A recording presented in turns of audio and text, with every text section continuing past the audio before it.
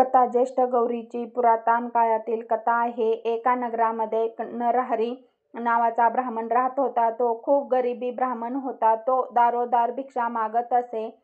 मिळणाऱ्या भिक्षेतून त्याचा उदरनिर्वाह चालत असे. तो देवीचा मनोभावे पूजा करत असे. कष्ट करायला तर तो कधी मागे पुढे पाहत नसे. कोणत्याही सणासुदीला देखील त्यांच्या घरी गोड-धोड बनवण्यापुरते देखील धान्य नसे.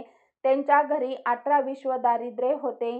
त्यामुळे तो खूप दुःखी होता. त्याच्या मनी नेहमी येत असे की आपल्याकडे देखील इतरांसारखे धनधान्याची समृद्धी असावी, आपले मुले देखील लाडकोड्यात वाढवावी. पण असे काही होत नव्हते. पावसाचे दिवस सुरू होते. भाद्रपद महिना आला. त्यांच्या गावात सगळीकडे आनंदाचे वातावरण होते. घरोघरी गणपती आले होते. आता गौरी येणार होत्या. गौरी यायच्या दिवशी त्याची मुले अंगणामध्ये खेळत होती. तेव्हा त्याने पाहिले की वाजत गाजत बायका गौरी आपल्या घरी जात आहे. त्या बायकांना उत्साह होता. आनंदी पाहून मुले खूप आनंदित झाले आणि त्यांनाही वाटले की आपल्या घरी देखील आपण गौरी आणल्या पाहिजेत. मुले घरी आली आणि त्यांनी आईला सांगितले, आई आई आपल्या घरी गौरी आण. तेव्हा मुलांचे बोलणे ऐकून तीही देखील आनंदित झाली आणि खुश झाली.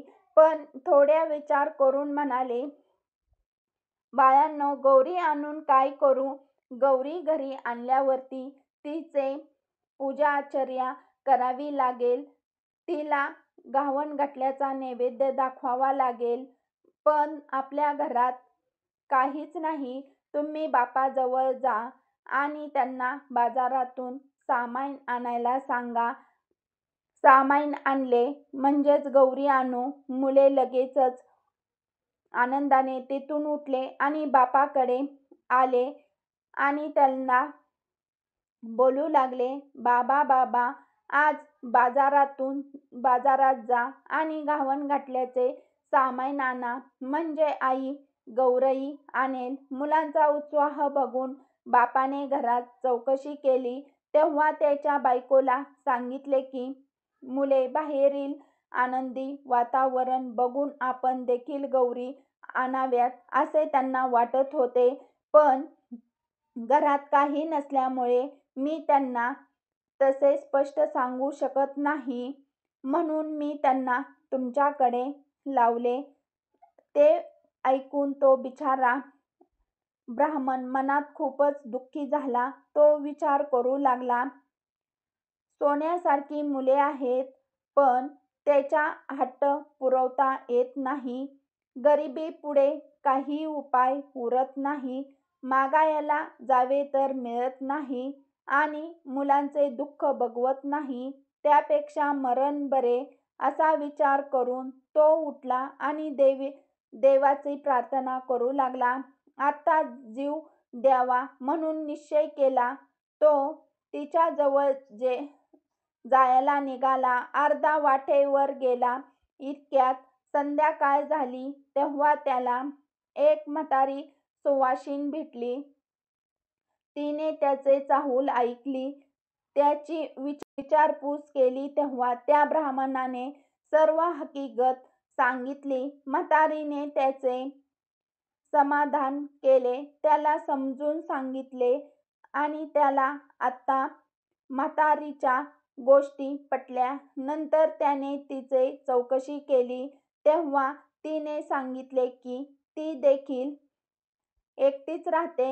जेथे सहारा भेटेल तेथे राहते आणि पुढे जाते. त्या ब्राह्मणाला तिची दया आली. त्याने म्हातारीला घरी आणले. त्यावेळी बाहेर अंधार पडू लागला होता. तो जेव्हा दारात पोहोचला तेव्हा बायको दिवा लावत होती. आपल्या नवऱ्यासोबत एक आजीला पाहून ती खूप आनंदित झाली आणि ती विचारले, या पाहुण्या बाई कोण आणल्या आहेत? तेव्हा नवऱ्याने आजी म्हणून सांगितली. तिने आजीला आदराने घरात घेतले आणि पाणी दिले. त्यानंतर आजीला काहीतरी खायला द्यावे म्हणून ती आत गेली आणि आंबीला करता थोडेफार कण्या आहेत का ते पाहू लागली आणि काय आश्चर्यचकित झाले. मूठभर कणी मिळणे मुश्किल होते, पण ते मडकेभर कणी तिला सापडल्या. भरलेल्या सापडल्या. तिला खूप नवल वाटले. ही गोष्ट आनंदाने तिने आपल्या नवऱ्याला सांगितली. त्याला खूप आनंद झाला. तिने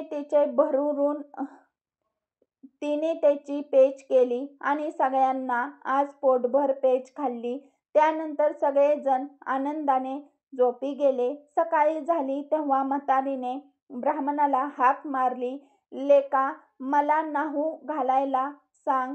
गावन घातले कर, नाही म्हणू नको. लगेचच ब्राह्मण तसाच उठला. तो घरात गेला आणि बायकोला हाक मारली, आजीबाईला न्हाऊ घाल. आपण उठून भिक्षेला गेला. त्या दिवशी त्याला तर भिक्षा पुष्कळ मिळाली होती. खूप सारा गूळ मिळाला. त्यांना सगळे सामान आणले. त्यांच्या बायकोला देखील खूप आनंद झाला. बायकोने सर्व स्वयंपाक केला. आजीला जेवायला दिला. मुलाबाळांसुद्धा पोटभर जेवले. त्यानंतर म्हातारीने ब्राह्मणाला हाक मारली, उद्या जेवायला खीर कर असे सांगितले. तेव्हा ब्राह्मण म्हणाला, आजी, माझ्याकडे काही म्हशी नाहीत, पैसेही नाही, तर दूध कोठून आणू आणि खीर कशी बनवू. तशी म्हातारीने म्हणाली, तू काही काळजी करू नको. आता उठ आणि जितक्या गाई म्हशी पाहिजे असतील तितके खुंट्या पुर, तितक्यांना दावी बांध. संध्याकाळी गोरज मुहूर्तावर गाई म्हशीचे नाव घेऊन हाक मार, म्हणजे त्या येतील. तुझ्या गोठ्यात भरून जाईल. त्याचे दूध काढ. आणि ब्राह्मणाला आश्चर्य वाटले, पण त्याने तसे केले नाही. संध्याकाळी गाई म्हशींना हाक मारल्या तशा जितक्या खुंट्या बांधल्या होत्या तितक्या गाई म्हशी धावत आल्या. ब्राह्मणाचा गोठा गाई म्हशीने भरून गेला. ब्राह्मण नवरा बायकोला आणि मुलांना खूप आनंद झाला. ब्राह्मणाने त्याचे दूध काढले आणि दुसऱ्या दिवशी खीर केली. संध्याकाळ झाली तशी म्हातारी म्हणाली, लेका, मला आता पोचती कर. तेव्हा ब्राह्मण म्हणू लागला, आजी, तुमच्या कृपेने मला आता सगळे प्राप्त झाले. आता तुम्हाला पोचती कशी करू. तुम्ही माझ्या घरात पाऊल ठेवले आणि माझे घर समृद्धीने भरून गेले. तेव्हा म्हातारी म्हणाली, तू काही घाबरू नको.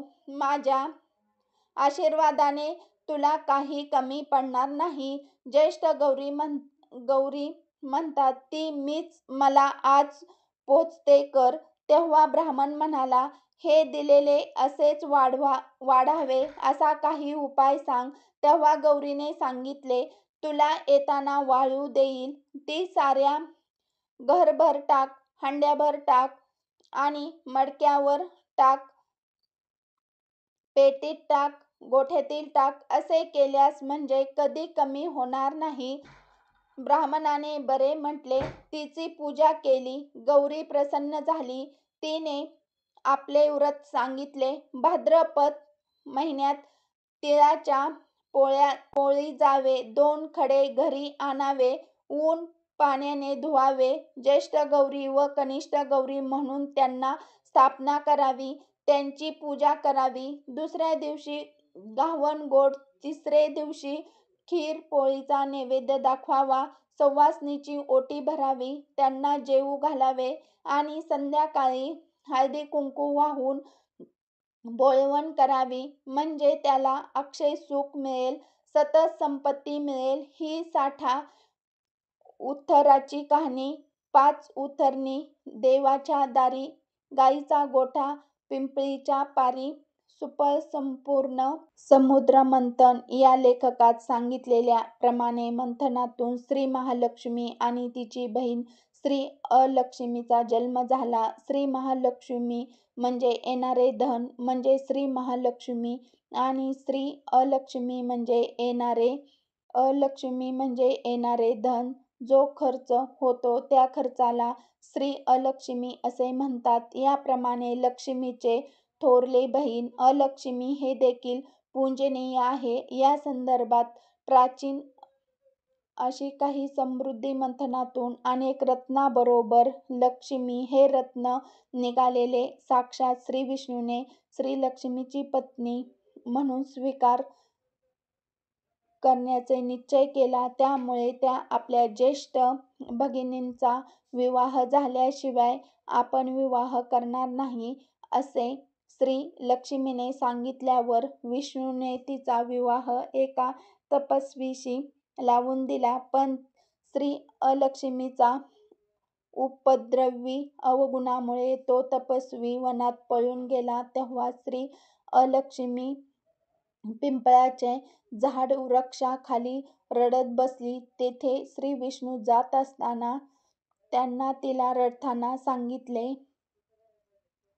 तिचा हकीकत ऐकून त्यांना तिचे सात्विक केले व तिला 3 वरही दिले. पहिला वर जेथे भक्ताचा अभाव, आळस, व्यसना, दिन, नास्तिकात अधर्म असेल तेथे तिने वास्तव्य करावे. दुसरा वर शनिवारी प्रदक्षिणा घालणाऱ्या 3 पिढ्या देऊन तिसऱ्या वर दरवर्षी भाद्रपद महिन्यात ज्येष्ठ नक्षत्रावर पूजा केली जाईल असा होता. तेव्हापासून ज्येष्ठ लक्ष्मीच्या दिवशी लक्ष्मीचा अलक्ष्मीची बहीण आहे हे बहिणीची पूजा केली. दोघींचीही पूजा केली जाते.